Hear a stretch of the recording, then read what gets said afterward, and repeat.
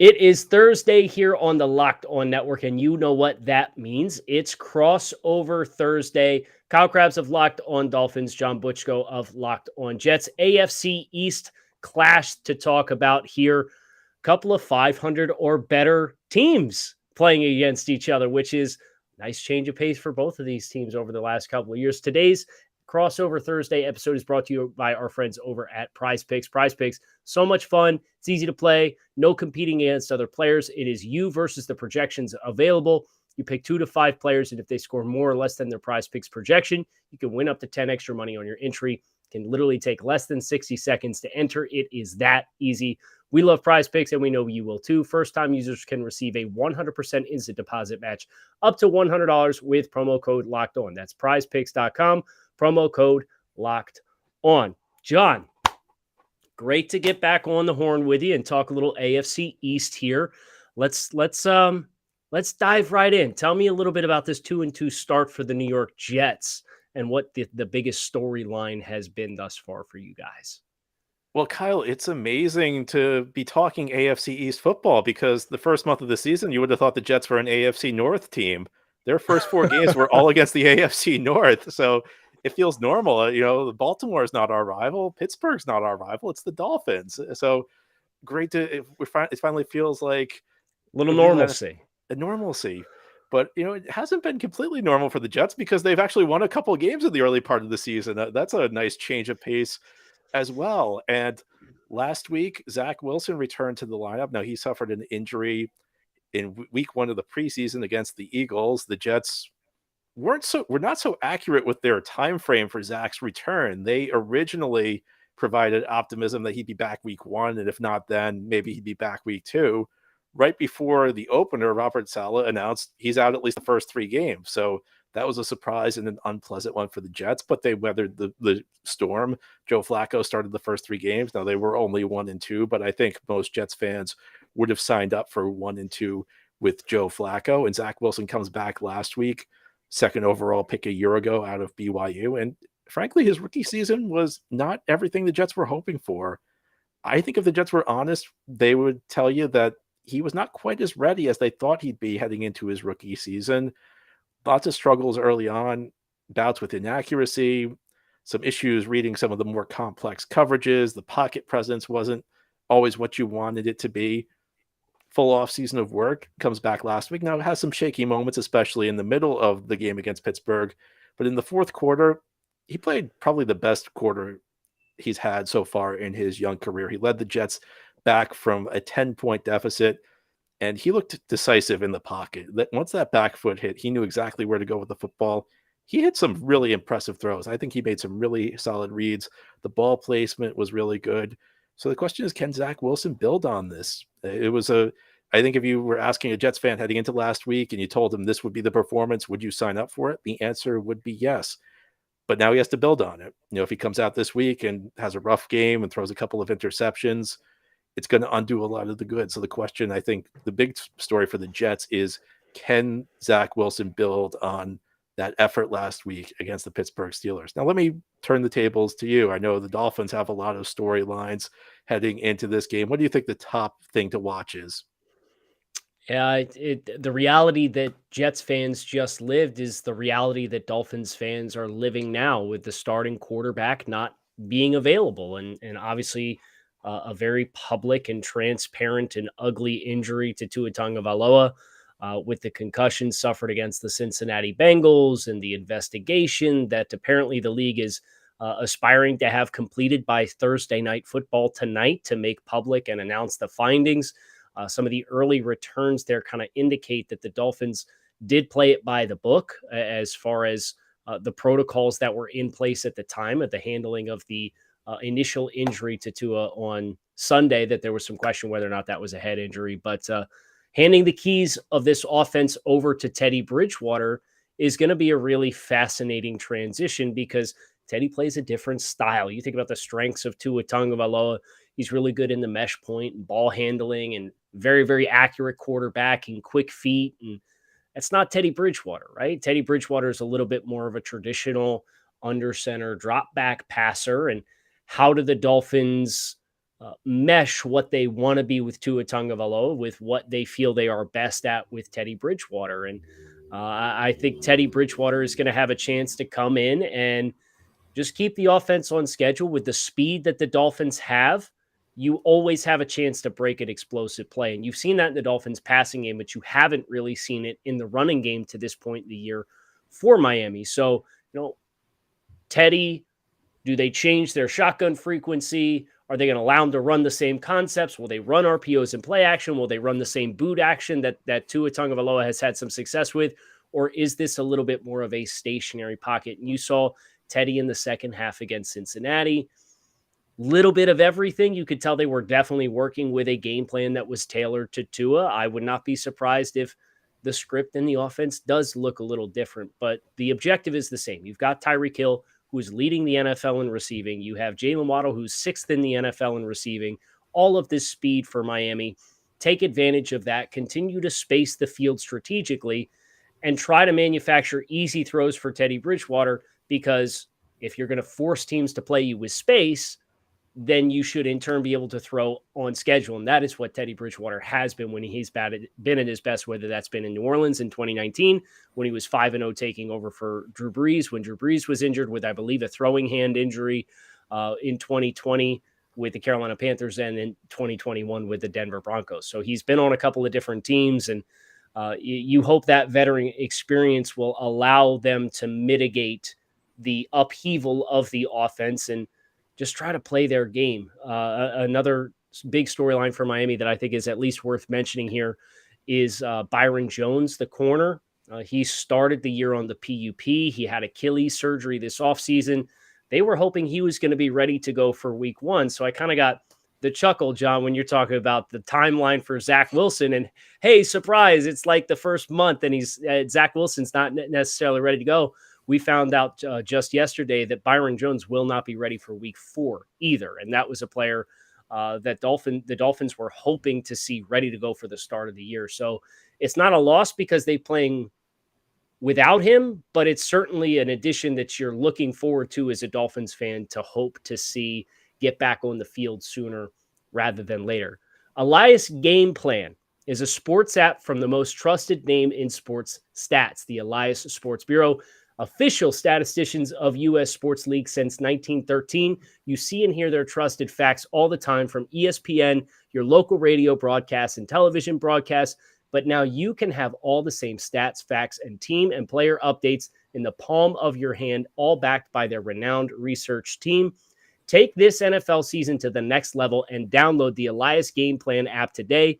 Choose from 3 game plans when you subscribe: weekly, monthly, or annual. But you can get 25% off your first month when you choose the monthly subscription using promo code LOCKEDONNFL25. Find Elias Game Plan Sports Betting in the App Store or Play Store today and use promo code LOCKEDONNFL25. It's Crossover Thursday here on the Locked On Podcast Network. I'm John Butchko with Locked On Jets, along with Kyle Krabs, Locked On Dolphins. We're previewing this Week 5 game between the New York Jets and the Miami Dolphins on Sunday. Jets fans, it's good to be back in the AFC East after a month in the AFC North. However, what's not so good for the Jets is the fact that they're going to have to face a Miami offense, as we discussed in the first segment, that has lots of speed. When you have Tyreek Hill and Jalen Waddle, the Dolphins have a couple of big play threats, a couple of guys who are threats to score anywhere on the field. However, the Jets on this defense, corner has become a strength. Drafting Sauce Gardner, 4th overall out of Cincinnati. He's been every bit as good as advertised at this point in his young career. And then a guy who's been a little bit less heralded, DJ Reed, who was a free agent signing from the Seattle Seahawks. He's also been pretty locked down in the early stage of this season. So I think an interesting marquee matchup on that side of the ball. Although, Kyle, here's my concern from the Jets' perspective. It's not so much the receivers versus the corners, but I think the Jets are going to play a lot of zone. That's their system, especially on the early downs. And despite a big week last week for Jets safeties, LaMarcus Joyner had a pair of interceptions. Jordan Whitehead, the other safety, would have had a pair of interceptions if one had not gotten wiped out on a penalty. But Jets safeties and linebackers have really struggled. And I look at the way the Dolphins are going to draw this up. I think their goal will probably be to get Hill and Waddle matched up in zones against these linebackers and safeties. That's how I would do it if I were the Miami coaching staff. Yeah, and you think about Mike McDaniel and the Shanahan type systems, and especially in San Francisco with Jimmy Garoppolo, so much of their passing volume is in the middle of the field. And you really think about the crossers and whether you're running man or zone with the speed that you have with Tyreek Hill and Jalen Waddle carrying away from leverage across the middle of the field where you have all of that room to kind of build up is kind of what the recipe has been. And you've seen a lot of routes that break inside. You've seen kind of spot throws where they're throwing away from zone coverage, but the voids because of the vertical speeds that those guys threaten. You would like to think that if you're Miami, that's an area that you want to attack and try to take advantage of coming into this football game. But I think the thing that to piggyback off of that for Miami that I'm going to be very, very interested in when the Dolphins have the football is can they get the running game going? You know, they have 2 performances out of 4 games this season in which they got into the 80s, and that's the high water mark. And Mike McDaniel, with his background as a run game coordinator, and Teron Armstead and Connor Williams and Raheem Mostert and Chase Edmonds, you saw all these pieces come in and you tried to add everything up and say, okay, well, you know, you'd like to think we can get the running game going with Mike McDaniel and his creativity. Hasn't happened. And I think a lot of that comes down to 2 players on the offensive line, one of which Quinnen Williams, who's one of the more disruptive interior defenders in football, is going to have a chance to really get after, and that's Liam Eichenberg at left guard. So if Quinnen Williams can create a lot of penetration in those matchups, it can continue to derail what has been a sore spot for Miami. And then on the edge, you've got Greg Little, who is playing right tackle in the absence of Austin Jackson, who's on injured reserve. And these tight ends in general, you know, we might see Hunter Long back this week for Miami. He's missed the last couple of weeks with an ankle injury. He was a 3rd-round pick out of Boston College. He's, in my opinion, the more high-ceiling inline player to actually block and create a hard edge so that you can run outside. Right now, it's been Durham Smythe, Mike Gesicki, Ethan Carter. The other tight end's been out with a concussion since week 1. So they're really soft blocking on the edge. So if I'm the Jets, I want to say, okay, let's get really physical and collapse this edge and force these backs to cut back into traffic. So from a run game perspective, John, before we get over to Jets offense, Dolphins defense, would love to hear your thoughts on the edge play for New York and how they have performed early on this season. Well, the Jets rotate guys in and out, and that's actually been one of the major complaints of the fan base because some people are saying, you know, your top players, Quinnen Williams, Carl Lawson, they're not getting as much playing time as you would expect. I think it's kind of a tale of 2 edges, though. You have the rookie Jermaine Johnson, who they Jets traded into. They had 2 first-round picks originally. They traded up to get a 3rd first-round pick this past spring, and they took Jermaine Johnson out of Florida State. Now, Johnson's been involved in a couple of sacks, but he's been really solid playing the run off the edge, which was what a lot of people were expecting when they drafted him out of Florida State. I believe he has 9 run stops so far, and he's, you know, kind of rotating in and out.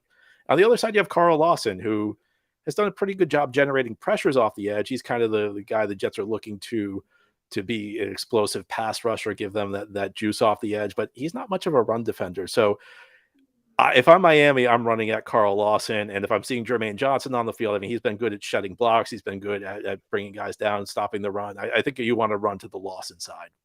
But let me move to the other side of the ball, because we were talking about offensive line play, and this matchup has me a little nervous because the Dolphins have a very aggressive defense. They're blitzing from all angles. And the Jets, it's not just that they have a lot of injuries, it's that they've had to reshuffle this offensive line a couple of times. So you have guys who are not used to playing next to each other. Now, Dwayne Brown did return to practice for the Jets on Wednesday. The Jets signed him in the preseason after Mekhi Becton got injured. And I still can't figure out, Kyle, when he had time to get hurt between the Jets signing him and when he played like 20 snaps in preseason. He played a couple of practices, and then there's another guy, you know, speaking of injuries that just came out of nowhere, you know, out of the blue, right before week 1, Robert Saleh says, Dwayne Brown's on IR. And it's like, what happened there?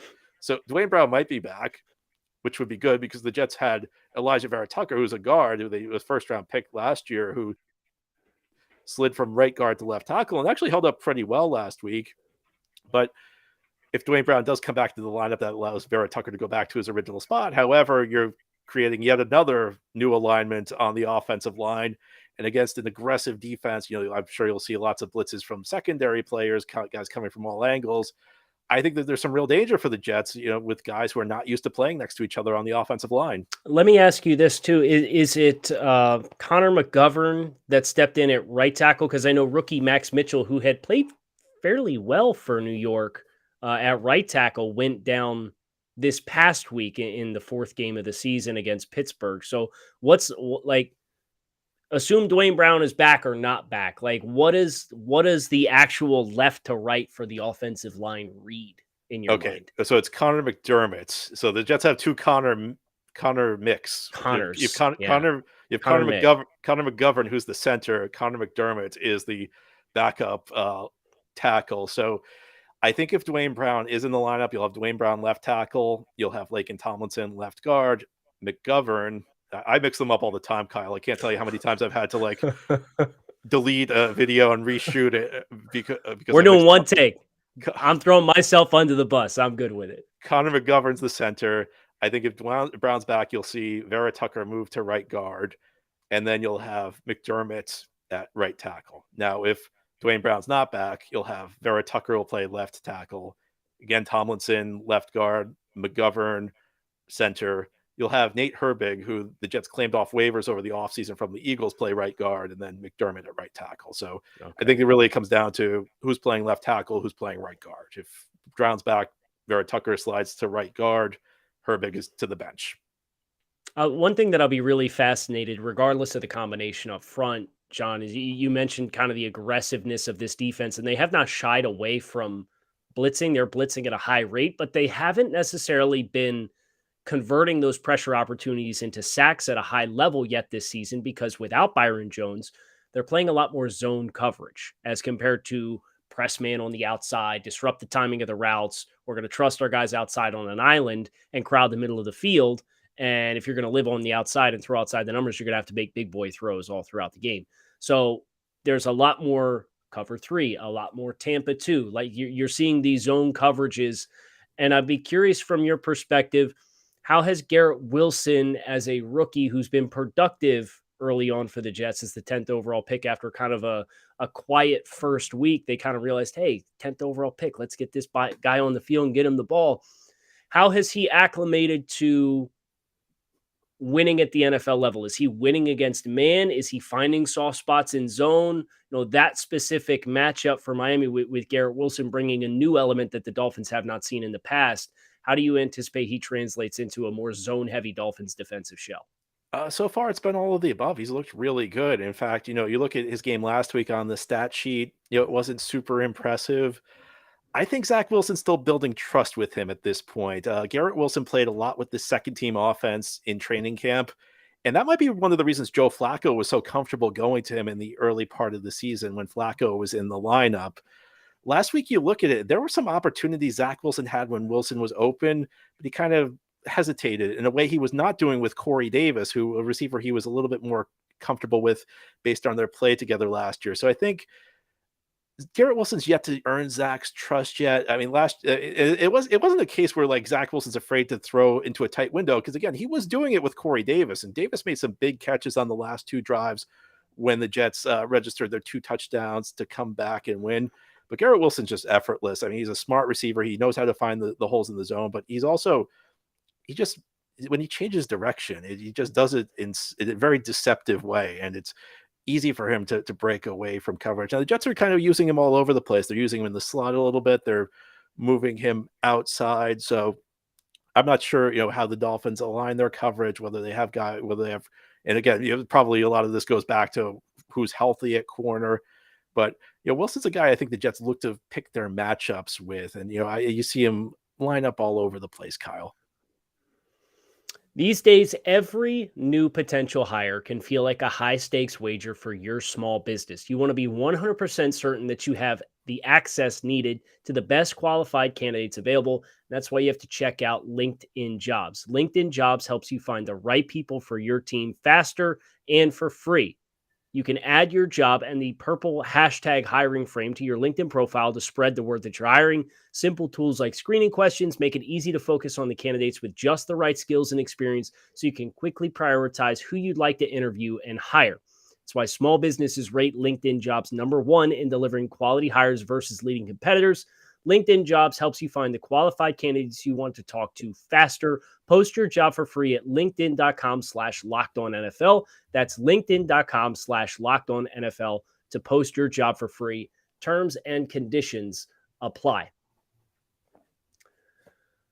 Crossover Thursday here on the Locked On Network, and it is that time.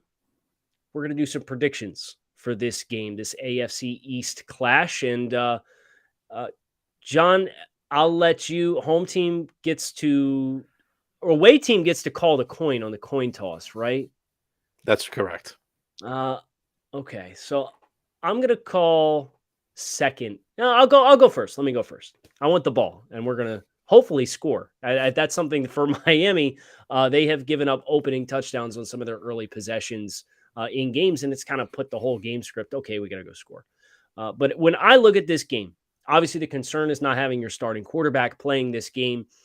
But as we've talked about the line of scrimmage and the trenches, I do look at the Dolphins' defensive front as an advantage for them against New York's offensive line. I do think while ideally you would have Byron Jones available to you to play more man coverage, I think the zone can help to prevent some explosive plays for the Jets that might help them to break this game in their favor. That's the script that they used against Cincinnati, and it held well until the end of the game, and they used it against Buffalo and persevered. Miami's coming into this game with a little bit of extra rest, obviously having played on Thursday Night Football in Week 4. I would strongly encourage Dolphins fans, though, do not underestimate this New York Jets team. Being 2-2, the manner in which they won last week, they're starting to string together a little bit of confidence. And I had a chance to watch the Jets play on Sunday, and you can see it. You can see that, the investment that's been made in building this roster and doing an active rebuild, it's moving in the right direction. And I know Dolphins fans will point to, well, the Dolphins have had a lot of success against the Jets in recent years. This is going to be a closely contested football game. I do believe that, but I do pick the Dolphins to win this game. I'm going to say a score of 21-16 is our final score. And my guess is Dolphins come out on top. Kyle, this is a tough game. It's always tricky when you have a divisional game because it's always a wild card. I think this game could definitely go either way. A part of me is nervous because every time the Jets have been in this spot in recent years, they're coming off a big win. You're starting to feel good about things. There's always been a little bit of a letdown. So with that history, it makes me nervous. The Dolphins, team with plenty of explosive weapons on the offensive side of the ball, a defense that, as we talked about, could give some issues to kind of a patchwork offensive line. But as you said, this Jets team is improved. I think that they're building confidence. To me, this is one of those games that's a coin flip. It could come down to who makes the big play, whether it's Tyreek Hill or Jalen Waddle on one side, is it Elijah Moore, maybe Garrett Wilson or Breece Hall on the other side. I don't know that there's a ton that differentiates these teams with a Teddy Bridgewater in the lineup. I think a lot of it, as we talked about, is going to be coming down to who prevents the big play. But Kyle, through the years, I've done these crossover shows, and the other host has always liked me because the Jets have always been so bad that I'm the one host who picks against my team all consistently. So I have to enjoy this while it lasts. Now it looks like my team's going to be competitive. So we'll say Jets 24, Dolphins 21. Very tight game. A game could easily be 24-21 the other way. I dig it. I absolutely dig it. And I did that on the crossover last week with the Bengals guys. Hey, common sense says Dolphins riding a hot streak, but playing on a short week. They played 90 snaps defensively. Common sense says pick the other team, but I got to ride the hot hand, so I'm going to pick Miami anyway. So I don't blame you one bit. I'm glad that the Jets are turning around, and we could put the New England Patriots in last place in the division for a little while. So that itself a beautiful thing. like you said. So I'm here for it, and here's to a healthy, competitive, entertaining game between these two teams on Sunday. Well, Kyle, it's been a pleasure chatting with you. And one of the things I love about doing these crossovers with hosts in the AFC East is that I get to say we can do it again later in the year. Right. When I'm chatting with our friends from the AFC North, it's like, well, maybe we'll talk some point. You can't really say when you're the Jets, we'll look forward to chatting with you in the playoffs because it's been a while since we've been in the playoffs. But Kyle, to you, I can say it's been a pleasure, and we can do it again later this season. Absolutely. Well, it will still technically be next year, I believe. It's the Week 18 contest, so it'll be early 2023. But hey, maybe we'll both be getting ready for the playoffs. Maybe we'll do it a third time in the playoffs, and New England will still be in last. Won't that be great? That's something I think everybody listening to this show would certainly sign themselves up for. But look, that's going to do it for us today here on the show. Kyle Krabs, Locked On Dolphins, John Butchko, Locked On Jets. We hope you guys enjoyed this crossover Thursday episode. Enjoy the game this weekend. Enjoy the rest of the football leading up to Dolphins Jets at MetLife Stadium at 1 o'clock on Sunday.